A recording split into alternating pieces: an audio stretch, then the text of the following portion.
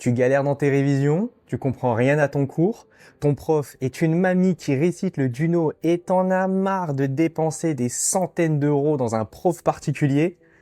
Ok, t'es au bon endroit. Salut, je m'appelle Nat et j'ai été dans le même cas que toi pour passer mes diplômes. J'ai perdu tellement de temps à lire et relire des cours stériles avec des explications de profs incompréhensibles. Alors maintenant que j'ai mes diplômes et que j'ai été comptable et chef comptable à manager une équipe et à leur apprendre le métier, j'ai décidé de tout plaquer pour monter la plateforme de formation qui va te faire comprendre tes cours et réussir tes examens. Tu vas y retrouver des cours clairs, vulgarisés, avec des exemples simples pour chaque concept, en vidéo, en audio et en fiches à télécharger. Et comment je sais que tu vas comprendre et que tu vas réussir? Parce que je serai là, avec toi, pour t'éclairer quand on a besoin. Comme un prof particulier, on peut même corriger tes exercices ensemble. Sauf que là, tu as un accès 24/24, 7 jours sur 7, à un contenu qui s'améliore sans cesse et qui s'adapte à toi. Un Duno, ça coûte quoi? 25 € et c'est périmé l'année suivante? Une école, 6 000, 8 000, 10 000 € à l'année pour que tu galères? Allez, oublie ça. Aujourd'hui, j'ai une offre de lancement. 19,90 € pour un accès illimité à une formation qui est à jour, qui te sort de la galère et qui te fait gagner du temps pour que tu puisses vraiment te préparer à l'examen. Et si t'es quand même pas satisfait, je te rembourse intégralement. Et je crois pas que le Duno ou que les écoles fassent ça. D'ailleurs, je vais même faire mieux. Je vais te donner gratuitement un de mes cours. Alors pour te donner un boost à tes études et réussir ton UE du premier coup, clique sur le premier lien en description et on se retrouve sur la formation.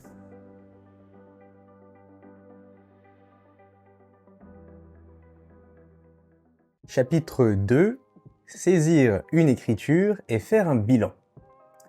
Alors dans le cours précédent, on a vu que faire de la comptabilité, ça revient à inscrire des montants dans les comptes, donc autant au débit qu'au crédit, pour raconter un événement qui s'est passé dans la vie de l'entreprise. Ça, on les inscrit dans un journal. C'est une sorte de tableau pour écrire de manière lisible et uniforme. Un tableau, un journal, ça ressemble à ça. Donc il te faut forcément la date, le numéro du compte, le libellé et le montant au débit, le montant au crédit. On va reprendre les exemples du cours précédent. T'achètes un téléphone 100 € à Thomas, donc tu lui dois 100 € que t'as pas encore payé. Tu mets 100 € dans le compte téléphone à gauche, ce que tu as, et 100 € dans le compte Thomas fournisseur à droite, ce que tu lui dois. Et ben voilà. Le numéro de compte, je t'en parle juste après, mais on va dire au 1er janvier de l'année N, tu as dans le compte matériel de bureau et informatique téléphone 100 € à gauche, au débit, et tu as pour fournisseur Thomas, qui est un fournisseur d'immobilisation à droite, 100 € au crédit. On en profite pour apprendre que les comptes des immobilisations font partie de la catégorie numéro 2, ici. C'est-à-dire que tous leurs numéros commencent par 2. Ici, c'est le numéro 218 300. Alors, si tu ne sais pas encore ce que c'est qu'une immobilisation, pas de panique, on va voir ça dans un prochain cours, c'est prévu. On voit aussi que les comptes fournisseurs font partie de la catégorie 4, c'est-à-dire que tous leurs numéros commencent par un 4. Ici, c'est le 404 00. La longueur des numéros, elle peut varier. On peut faire des sous-comptes. Par exemple, changer le 404 00 en 404 00001 pour le fournisseur Thomas et 404 00 pour le fournisseur Bastien, par exemple. Ce qui va vraiment être important, c'est que tu gardes la racine 404. Après, si tu veux en faire plus des comptes, donc des sous-comptes, pour diviser, avoir le compte Thomas, le compte Bastien, le compte Camille, etc., très bien. C'est juste, ça va être vachement plus lisible pour toi, pour pouvoir lire les comptes, donc c'est génial. Mais il va toujours falloir qu'il y ait une base de 404 quand on est un fournisseur d'immobilisation. Donc pas de panique, si encore une fois, si l'IMO tu vois pas encore ce que c'est, on va voir ça, mais on essaye de faire quand même les choses petit à petit, on est qu'au cours 2. Bon alors, pour savoir quel compte choisir, parce que c'est bien marrant, moi je te dis 404, 218, machin. Pour savoir quel compte choisir, tu utilises un PCG. Le PCG, c'est un petit livret qui référence tous les numéros de compte. C'est autorisé en examen, si tu passes des épreuves de comptabilité, et tous les comptables en ont, même si à la longue, on connaît par cœur les comptes. Donc si t'en as pas un, il faut que t'en achètes un. Je vois pas pourquoi tu l'as pas déjà. Ça coûte 10-12 euros, et voilà à quoi ça ressemble. Allez, on continue avec les exemples. Camille te doit 50 euros parce que tu lui as vendu un gâteau. Tu mets 50 euros dans le compte Camille cliente à gauche, ce qu'elle te doit. 50 euros dans le compte gâteau vendu à droite, revenu, argent gagné. Même si tu n'as pas encore encaissé l'argent. C'est de l'argent que tu as gagné. Et bien voilà. Oh bah tu vois, je l'avais mis allez, au 2 janvier, pourquoi pas. On a le compte de client Camille, 50 euros au débit à gauche, et le compte vente de marchandises, donc c'est les gâteaux vendus, au crédit à droite. Et là aussi, donc maintenant, tu sais que le compte client, ça commence par un 411, et le compte vente de marchandises, ça commence par un compte 707. Exemple suivant, tu payes ton forfait téléphonique de 20 euros. Donc 20 euros dans le compte forfait téléphonique à gauche parce que c'est une charge, et 20 euros dans le compte banque à droite, c'est de l'argent sorti de ton compte bancaire. Donc nous les comptables, le forfait téléphonique, on le met dans un compte qui s'appelle frais postaux et télécom. Et alors tu vois, je peux même préciser que c'est le forfait téléphonique pour un mois. Je mets 20 euros au débit et en contrepartie, la banque 20 euros au crédit. Banque compte 512.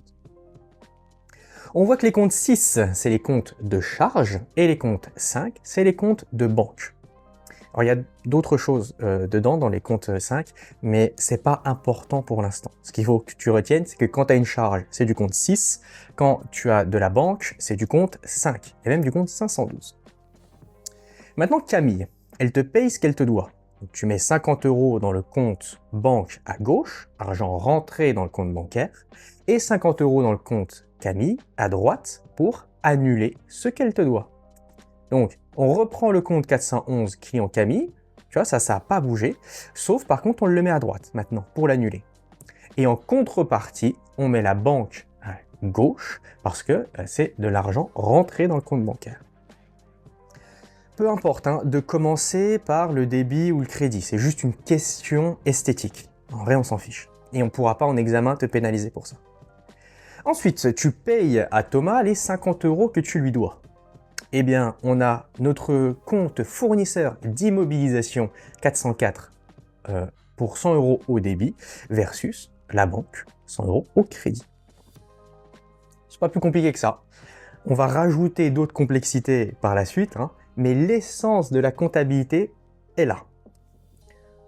En examen, on demandera aussi de justifier l'écriture par la référence de la pièce justificative, parce que chaque écriture doit être rattachée à une référence et liée à une pièce. Donc une pièce, ça peut être une facture, bulletin de paye, note de frais, décision de justice, etc., etc. C'est-à-dire que on n'invente pas les écritures comptables sur une base de rien. Si tu payes Thomas, c'est que tu as un virement ou c'est que tu as un chèque, par exemple. C'est pour identifier et suivre tout ce qui se passe. Encore une fois, la règle en compta, c'est que on n'invente rien, on raconte ce qu'il se passe. Donc par exemple, pour la dernière écriture, il faudrait marquer quelque part dans le journal à côté, donc par exemple en haut à gauche, si tu veux, marquer règlement chèque XXX pour Thomas, pour préciser.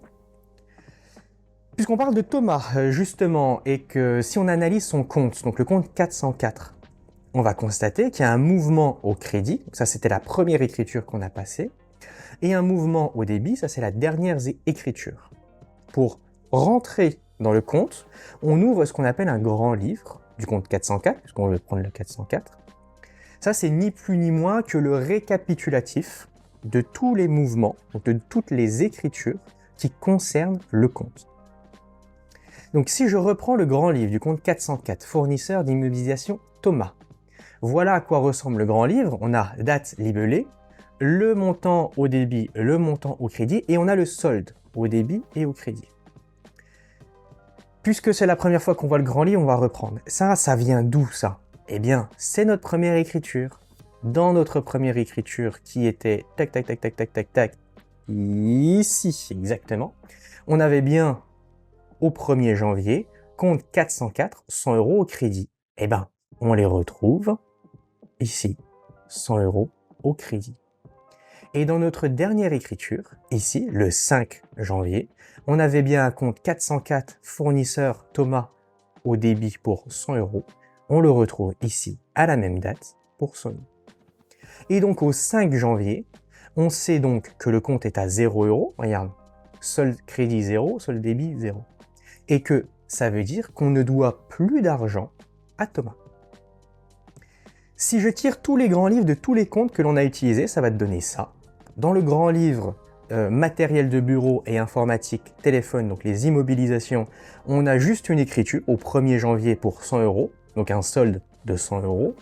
Pour Camille, c'est un peu la même chose que pour Thomas, mais dans l'autre sens que Camille, c'est une cliente. Donc, il y a un moment donné où Camille, elle nous devait 50 € et finalement, elle nous a payé, donc elle ne nous doit plus 50 €. Donc aujourd'hui, elle nous doit 0 €. Pour le compte frais postaux et télécom, on a payé notre forfait téléphonique d'1 mois. Donc on a dans notre grand livre, même dans notre compte du 626 frais postaux, 20 €, ça fait un solde de 20 € au débit. Tiens, j'en profite, tu vois, là j'ai marqué forfait téléphonique de 1 mois. Quand tu mets dans le libellé, tu peux rajouter aussi un peu ce que tu veux. C'est important d'avoir le libellé du compte, okay, pour voir de quoi tu parles. Mais une fois que tu as mis le libellé du compte et que tu as encore de la place pour écrire quelque chose, bah, tu peux préciser que c'est le forfait téléphonique pour 1 mois. Ça va te permettre, quand tu vas lire les comptes, justement, d'être carré et de voir vraiment de quoi tu parles. Donc ça, c'est juste de la précision. Et tu verras que dans nos métiers, la précision, on en a besoin. Allez, le compte vente de marchandises, eh bien, on a vendu 50 € de marchandises le 2 janvier, ce qui fait qu'on a vendu au total 50 € de marchandises parce qu'on n'a rien d'autre. Le grand livre du compte 512 banques, ça c'est un petit peu plus intéressant maintenant. Qu'est-ce qui s'est passé? Eh bien, il s'est passé qu'au 3 janvier, on a payé notre forfait téléphonique puisqu'on a un crédit de 20 €, ce qui fait que notre compte bancaire était au crédit de 20 €. Ça veut dire qu'on avait une perte, un découvert bancaire. On va dire ça comme ça. On va dire que ton compte bancaire il était à 0 au début, tu as dépensé 20 €, ça veut dire que tu es à découvert de 20 €. Alors, attention, du coup, effectivement, il faut bien comprendre en comptabilité. De toute façon, on fait tous l'erreur au début. En comptabilité, un compte 512 au crédit, c'est un compte à découvert. Très important. Un compte 512 au crédit est un compte à découvert. Alors, petit aparté, pourquoi est-ce qu'on confond toujours? Parce qu'en fait, quand tu vas voir le banquier, il va te dire « Ah bah bonne nouvelle, votre compte est créditeur de 300 €. Pour dire que tu as 300 € sur ton compte bancaire. Mais en fait, quand le banquier il parle de ça, il parle pas de ta comptabilité à toi, il parle de la comptabilité de la banque. Donc en fait, pour toi, ça va être l'exact inverse. Il faut que tu fasses le miroir. Bref, je le répète, super important, faut retenir ça. Le compte 512 au crédit veut dire que l'on est à découvert. Bref. Donc, tu étais à découvert de 20 €, puis tu as reçu 50 € de Camille, puisque tu as reçu de l'argent au débit, ce qui veut dire que tu as retrouvé un solde débiteur de 30 €, donc que tu avais 30 € sur ton compte bancaire. Félicitations.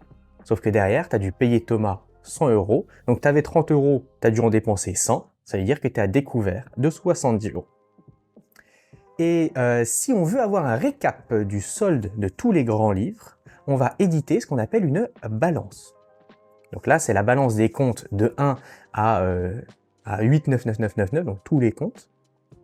Voilà à quoi ça ressemble une balance. Donc on a les comptes par ordre chronologique, c'est pas tant le terme, mais tu as compris. On commence de 1, puis 2, puis 3, puis 4, etc. Donc là, on a 2, 4, 5, 6 et 7. Et on a le total au débit, donc tout ce que l'on a encaissé dans la colonne débit, enfin tout ce que l'on a eu dans la colonne débit, tout ce que l'on a eu dans la colonne crédit, et puis le solde. Donc dans le compte de téléphone, d'immobilisation de téléphone, on a eu au total 100 € au débit, au total 0 au crédit, ce qui fait un solde débiteur de 100 €. Fournisseur Thomas, eh ben, on a eu un total de 100 € au débit, 100 € au crédit, ce qui fait un solde de 0,0. Même chose pour Cani, même chose pour la banque, même chose pour les frais postaux, la vente de marchandises, etc., etc.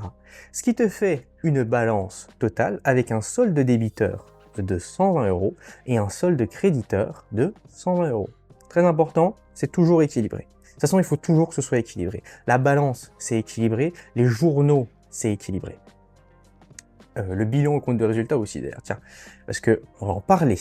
On peut aussi construire maintenant un bilan et un compte de résultat. Commençons par le compte de résultat. C'est un peu le plus simple. Il va reprendre tous les comptes 6 et 7. Donc toutes les charges, les comptes 6, et tous les produits, les comptes 7. Voilà à quoi ça ressemble. Donc on a à gauche les charges. Donc là on n'a que ce compte-là en charge, le 62,60. Pour un montant de 20 €, ce qui fait un total général de 20 €.